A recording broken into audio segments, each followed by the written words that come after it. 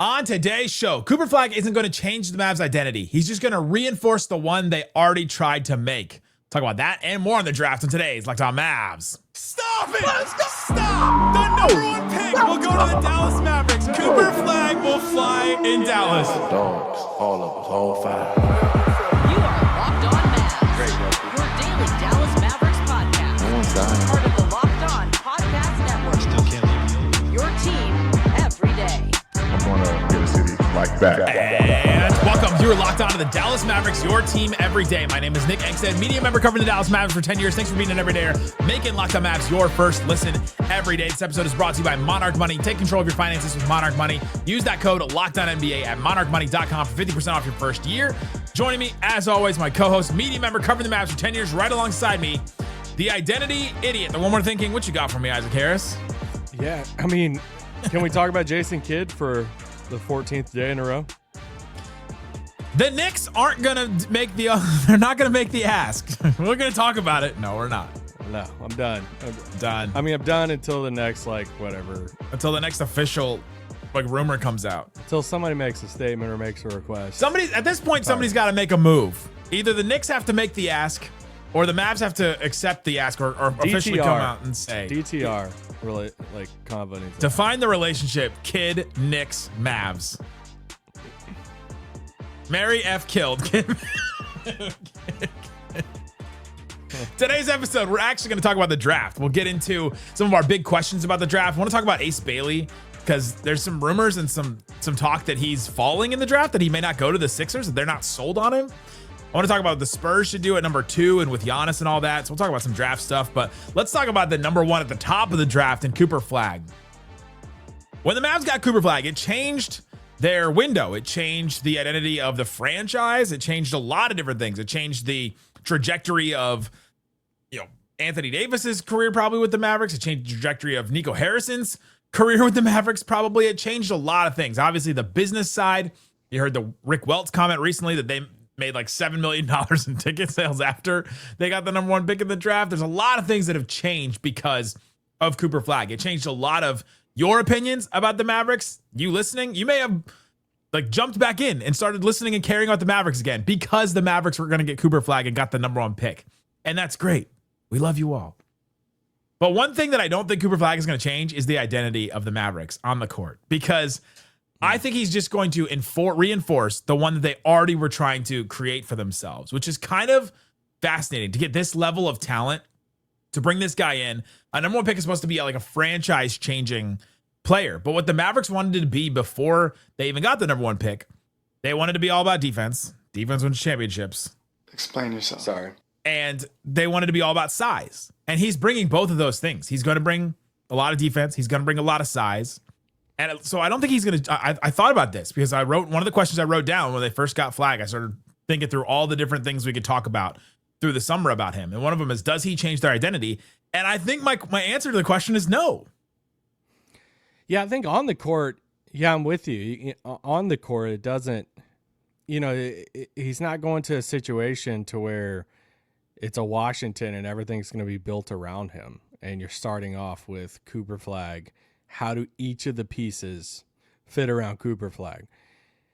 The Mavs have been really open about the timeline, right? Their timeline of Nico's timeline and everything. And I was thinking more of, identity with Flagg of off the court and just the Mavs as a whole.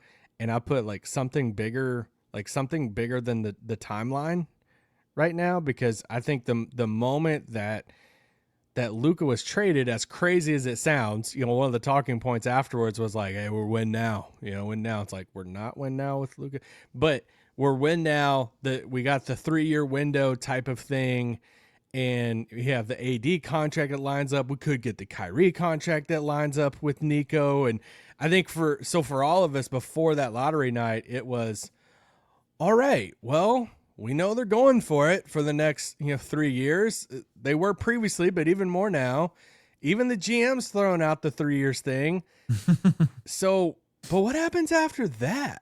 When does the GM throw out a 3-year timeline? Yeah, so I think as soon as you get Cooper Flagg, you kind of there's hope for a lot of Mavs fans past 3 years. Like there's hope for the future of the Mavs. There's hope for, hey, I actually think I know, granted all the history and stuff that brings trauma with the past trade, but it's like, I actually think I know a player who could be playing in the new arena that we talk about being built. Oh yeah. That, could be 2031. opening up that building or being on the side of it in a big banner or something like that. Like before the lottery, it's like, well, good luck. I don't know who's going to be there in 2031. So, and that's only 6 years away. I know. So it's a little, shorter than you think. So, but to your point though, on the court, it's going to be, especially this rookie season, you don't want to just say like, hey, just fit in around all these guys because he's better than that. He's going to give them another offensive like creator, somebody you can run offense through and stuff like that, and obviously improve the defense. But you're not building a whole like system around him. He is more of a reinforcer of the system identity on the court that you're wanting to build. That's kind of the amazing thing about him, is that he can fit into any system that you want to run. Like you think about these two finals teams right now. You think about the Thunder, obviously he could fit in there and he would defend like a maniac. He would be able to add a little bit more playmaking and probably a little bit more passing to a team that needs it. You think about the Pacers. Obviously, he would fit right into the Siakam role. I think I saw our guy Jimmy, All Things Mavs on Twitter, say if Pascal Siakam is what Cooper Flagg turns into, then I'd be happy. That's what he said about it. I think on offense, I'd be happy about that. I think defensively, you want somebody better than what Siakam is for. He'll definitely be better defensively. I think he will be too. But if you're saying like Cooper Flagg ends up being Pascal Siakam on offense, I think I'd be fine with that. And so you can easily see him fitting in with that Pacers team. And honestly, like every team in the league, you can see him fitting into. So this is not a Mavs specific thing where you're bringing in this guy and you're like, all right, fit into what we do. He's going to fit into what they do. He already does. He reinforces the defense and the size. Mark Stein talked about today on the DLS show that Mavs don't want to trade either of Gafford or PJ. They'd rather keep both of them, which to me, well, obviously, yes, they'd rather do that. Yeah. But I think it just shows that they would rather keep the size. They would rather keep the size, and they're not thinking we've got to get rid of one of these bigs. We've got to get rid of one of these, forwards, these power forwards. We have too many. We have too much size. We need to do this. Now, they obviously still need to get a guard, and they're aware of that, and we've heard rumors about that too. But I think it just reinforced that they're going to double down on size. And the Mavs are going to be the biggest team in the NBA next year. You start thinking through some of the teams and like, all right, here's the teams that had the most players 6'10" and above averaging 20 minutes a game. And you assume that all four of these guys are going to average 20 minutes a game. AD, Flagg, Lively, Gafford, right? I don't know. I don't know about Gafford in that. We'll see. He'll get to like 18, 19, but close enough. I mean, that's just pretty tough to like. Yeah. Anyway, Orlando had 4 players. Paolo and Franz are both listed at 6'10", by the way. Goga and Wendell Carter Jr. That was the most. The next was the Mavs with AD, Lively, and Gafford at 3. Memphis had 3 with Jaren Jackson Jr., Edey, and Santi Aldama. And then the Bucks had 3 with Giannis, Brook Lopez, and Bobby Portis. The Mavs will have 4 players probably next year that average 20 minutes or so a game that are 6'10" and above. I just think that's wild. They're going to be the biggest team in the league, and that's going to be part of their identity. Yeah, I mean, a lot of that is going to hinge on Flagg playing. If he can play the 2 at times, how much does he switch off with PJ at the 3? Kid said he's going to play the 2. Yeah. Why have we not done a whole pod on that? What does Cooper Flagg look like at the 2? No. On tomorrow's show. Kid also started Omax and Lively at the beginning of a preseason and had us all doing shows like, are both rookies going to start? Are they both going to start? Well, you got 1 out of 2. 2 other things real quick. One, it you gives say 2 more things. You can't do that. 2 more things. Your whole thing is 1 more thing. When it comes to like other teams in the league who have a young cornerstone stud of a prospect player that you're looking at and saying, dude, they're going to be there for the next decade. Like you can't count that team out for the next decade because they have that good of a prospect that is going to raise the floor. Everything that we used to say about Luka in Dallas and how he raised the floor, and we've seen some of the supporting cast and stuff. I think Flagg's going to have that same type of effect. And you look across the league and you're like, all right, OKC for sure, Spurs with Wemby, Dylan Harper, other guys, Minnie with Ant. Do you want to throw Orlando and Detroit in there? I'm trying to think of, guys under 20, like even younger than 24, something like that, 24 and younger. Houston, if you want it just gives them a guy that you're like, all right, they're always going to, they should always be there. And I think because of everything that hopefully they underestimated regarding the Luka trade and stuff with the fan base and everything, I think you have somebody in the building now that's bigger than Nico. Because I don't think you can, like, even if Nico wanted to trade Cooper Flagg right now, I could be wrong. I don't think Dumont would sign off on it right now. I'm totally with you. Considering everything that's happened. So I think now you have somebody in the building that is bigger, that's bigger than a Nico Harrison. And I think that's an identity changer in a way. How does that change the Mavs identity? What's the Mavs offensive identity going to be? I want to just talk about that a little bit, and then we'll get into the draft coming up. Today's episode of Locked On Mavs brought to you by DoorDash. DoorDash, NBA fans, you know what time it is. It's playoff season, means big performances, even bigger rewards. DoorDash is bringing the heat with slam dunk deals for Dash Pass members during the 2025 NBA playoffs. They've got a deal. They swoosh, you score if a player scores 50 or more points. So you're basically just hoping SGA goes off on a heater one of these games. I don't know if anybody else is going to get close to 50 in these finals.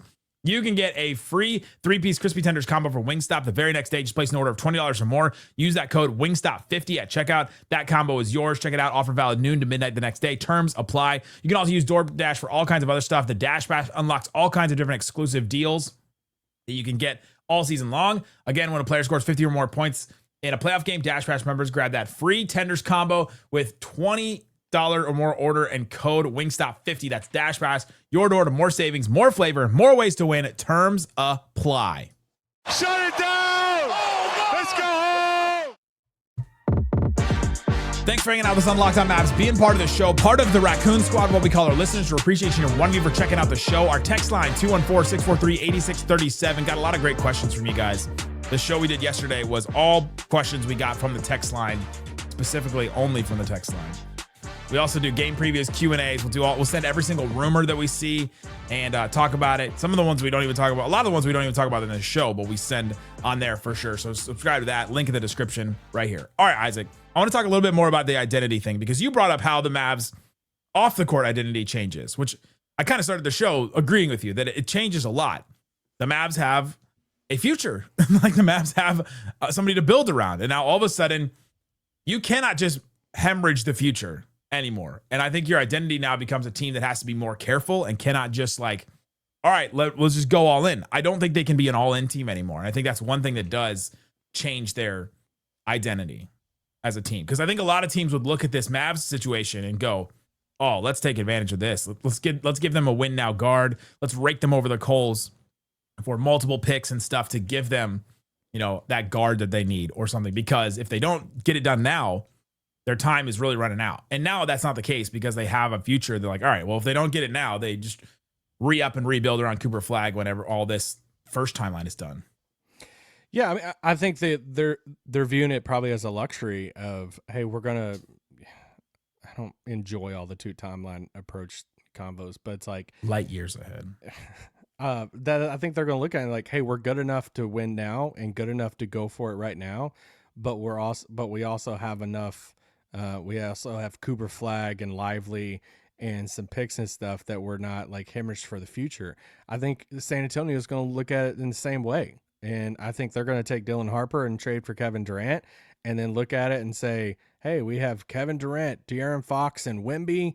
We have all these young guys and Harper's coming off the bench and we think he's awesome too.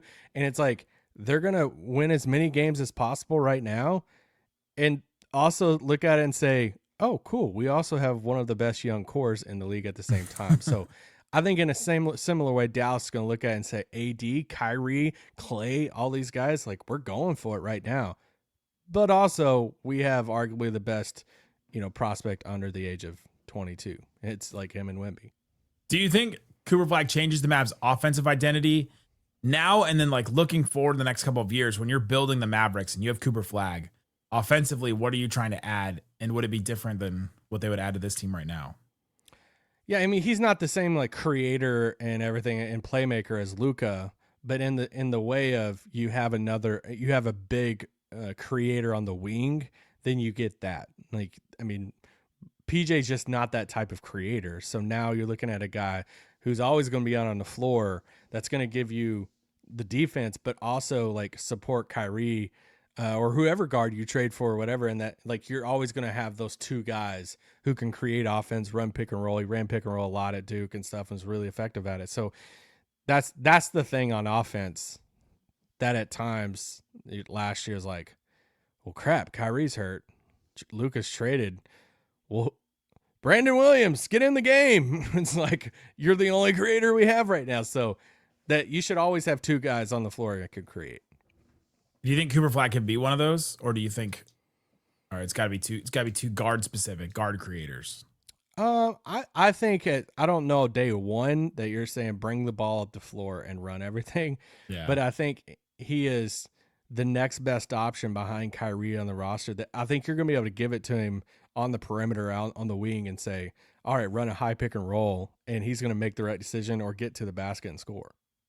Yeah, absolutely. Let us know in the gotta, comments. over time, prove that he can make the outside shot Yeah. to where people don't play drop all day on him or they don't sag off on him and like all the stuff. Like, he's a good enough shooter. Like, it's not going to be that. It's not going to be a Rondo or Westbrook, but he's got to show, or like Luka had the step back from 30 feet. So, and eventually teams kind of just like let him have it. And anyway, so he's just got to prove that way.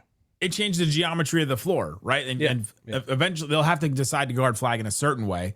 And so he'll have to change that geometry too by picking up, his mid-range shot going really well, or his three-point shot translating really well from his freshman season to the NBA. Let's talk about the rest of the draft. Let's do it. Love it. Ace Bailey is falling. Like, I keep hearing from people that the Sixers aren't in love with him. Yeah. What should they do? What should they do? They should take Edgecombe. I did a one more thing a while back, back last week, I think, doing a mock draft, and I had Ace Bailey fall into like 7 or 8, which is probably too far. But there are a lot of other prospects I like through there. So, I mean, Tre Johnson, I think I would take Tre over Ace Bailey. But I would take Edgecombe also over Ace Bailey. I think Philly should go with VJ Edgecombe from Baylor, but they could very well go Tre Johnson. I wouldn't be shocked. I had Malawach going to Charlotte in that mock draft. Some people are like, you're dumb. You don't even, and I'm like, I don't know. I probably am dumb with it, but I think there's a realistic path for Charlotte to take Malawach in that. So, and I see like the whole thing with Ace Bailey said the whole thing. If you type his name in on YouTube highlights and you're like, dude, how is he making these shots? There's some crazy shot making when you watch the YouTube highlight stuff. But when you go back and watch some of the Rutgers stuff with him and Dylan Harper together, and you're like, because that's what I did when I started going back and watching some Rutgers games, and I'm like, yes, let me hole up on my computer, because my biggest thing was like, how did you suck that bad? Like, not him, but how did your team suck that bad? They have 2 top 3 picks. When you had, Ace Bailey, just rising up the ranks there, and some people look at the combine stuff. He didn't for the whole season. Everybody's talking about dude 6'10", and he does look big on the floor. But then he goes to combine. It's like, all right, without shoes, it's like 6'7", and it's like, all right, he's not really 6'10", but Rutgers had him at 6'10". And not even close. Some of the decision making, I think for him, more than so many other people through there, like a Con Knipple, I think VJ Edge coming away, like Dylan Harper. I think those guys are like kind of fit proof. I think Ace Bailey is like the definition of, man, if he hits the right fit in the system and stuff around him, you're going to get an awesome player. But if it's the wrong fit, then it could be a struggle. Raphael from Locked On NBA Big Board today said, if I'm Philly, I'm taking Tre Johnson at 3. And then he just said, turns off notifications. Dude, Raphael's been high on Tre Johnson for a while. So, yeah. And I agree with him. Like, I've read all of Raphael's stuff on Tre Johnson. I'm fully sold on that. I'm higher than VJ Edgecombe and stuff, but Tre Johnson wouldn't shock me if he was a pick for Philly. Be really interesting. I just found it fascinating that this is the time of year in the draft where people start overthinking prospects. And even on Big Board, Raphael was like, I stopped watching any film. He's like, I've already stopped because you just overthink it at this point. And I feel like that's happening with some of these. But yeah, also the Ace Bailey is the whole thing about Ace Bailey is, all right, he's this incredible shot maker, but also the decision making is not the greatest. So now you have to sort through, all right, what was being asked of him and what did he just do because, all right, he thinks he can make any shot. And then he had that, what was that quote that he had where he's like, he didn't think he ever took a bad shot. Yeah. Where you're like, oh, that's confidence, but I don't know if you want that level of confidence. Man, I think it would make sense for Philly to take him too. Like, I think it'd be to great take Ace Bailey. Yeah, I think it'd be awesome too. Well, you got the Embiid plan too. He'd fit with Maxey and them. Yeah, you have Maxey McCain and Ace Bailey. Like that's a lot of scoring from that guard wing. There's spot. just a couple other guys I like more than him though. Pretty interesting. What should the Spurs do at 2? Should they go get Giannis? Maybe we'll try to be objective. We'll talk about that coming up. Today's episode of Locked On Mavs brought to you by Monarch Money. Monarch Money is a complete financial command center. You can track all your accounts, investments, and spending all in one place. So you stop just managing your money and start building wealth. That's the whole point of this, is to acquire gold and to turn it into better things. That's what you're trying to do, right? You're trying to just put it all in one spot, and you've got all these different things. I have a bunch of different things, and I like that Monarch Money allowed me to put like my 401k, my student loans, my mortgage, my credit card, savings account. Like you have all these different accounts and things, and you just accumulate them over time because you're trying to do the right things with your finances and all that. And then it just becomes too much where you can't keep track of everything. That's where Monarch Money comes into play and helps you out. They also have surprising insights where you'll type in like, I want to buy a home. It'll give you all the steps based on your track record and everything about how you need a budget or how you need to be better with your money or change things or blah, blah, blah. And then you can also see how much you spend on like, subscriptions and things like that. Like, oh, I'm still paying for Paramount Plus. Like, oh, I'm still paying for Max, even though they changed it back to HBO Max. Take control of your finances with Monarch Money. Use the code LOCKEDONNBA at monarchmoney.com. 50% off your first year. That's monarchmoney.com. Code LOCKEDONNBA for half off your first year. Shut it down! Let's go home! All right, Isaac, we're talking about the NBA draft. We talked about Cooper Flagg and the identity. We talked about Ace Bailey fallen. What should the Spurs do at number 2? Because I think from the beginning, people just said, take Dylan Harper and run with it. But now other people are saying, well, if you could get Giannis, just get Giannis and then just try now. I mean, you might as well. Wemby and Giannis would be absolutely insane. You've already got De'Aaron Fox there. Like, that's a championship-ready team. Like, why would you not just take the championship-ready team? Yeah, I mean, I think if they could get Giannis and not just fully destroy their entire roster, then I think I think the Giannis Wemby duo would be so generational defensively and on offense that you would have I think you could challenge anybody at that point and all the stuff. So I think they should get Giannis if they could, and Giannis wants to come there and all the different stuff. But if it's not Giannis, then I'm taking Dylan Harper. I don't care. I don't give a crap about any of the fit stuff. All right. When it comes to, well, does he fit with De'Aaron Fox? You know who said that question? The Sacramento Kings with Tyrese Halliburton. It's the exact same player. Look, it's just like, don't do this. Like, just take Dylan Harper and be done with it. I don't want to hear any of the Fox, Castle, all the stuff. Like, I would trade Fox before I would trade the second pick for a non-Giannis thing. You know who's also an unrestricted free agent next summer? Who? De'Aaron Fox. They can't guarantee that they'll keep him either, right? Like, let me ask you a question, just randomly. I was thinking about this the other day going down the road, because this is what I think about going down the road. What would San Antonio have to add? It feels like they would have to add something, right? If Utah called and said Markkanen in 5. Markkanen and 5 for 2? Yeah. It might depend on who's available, right? Like, San Antonio has to add something worthy of that, right? Like, in that? San Antonio has to add something to give to Utah? Yeah. I don't know. Is the difference between Dylan Harper and Tre Johnson, or Edgecombe or Bailey is that a Larry Markkinen difference? Is that? I don't know. It feels like Markkanen's better than that. Like it feels like he's also got this big contract, and he did not have a good year last year. Okay. All right. They might have to add something little. Obviously salary. So maybe it's like a Devin Vassell going back and some other stuff. Where it's like, I just don't understand. There's some value going back to Utah, but yeah, I don't understand Utah's direction right now, especially with Austin Angstadt. Like, hey, we're gonna like try. We're not gonna like all this stuff, and it's like, you know who also said they tried? Ted Leonsis, the owner of the Wizards, said that they did not tank last year. So it's like, okay, the Wizards did good. Cool. Like anybody can say anything. But the Spurs, no, I think they trade for KD. They take Dylan Harper. They ride the two. Like, hey, we're gonna win, and the 2 timeline thing. What an incredible 2 timelines! A 37-year-old former MVP. Yeah, Victor, one of the best, the youngest top 10 player we've had in a long time, since Luka probably.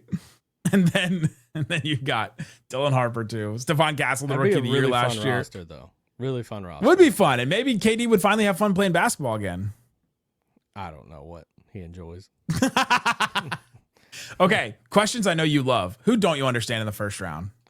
Derek Queen. I don't understand. That was my answer. That was my answer too. People have been way higher than.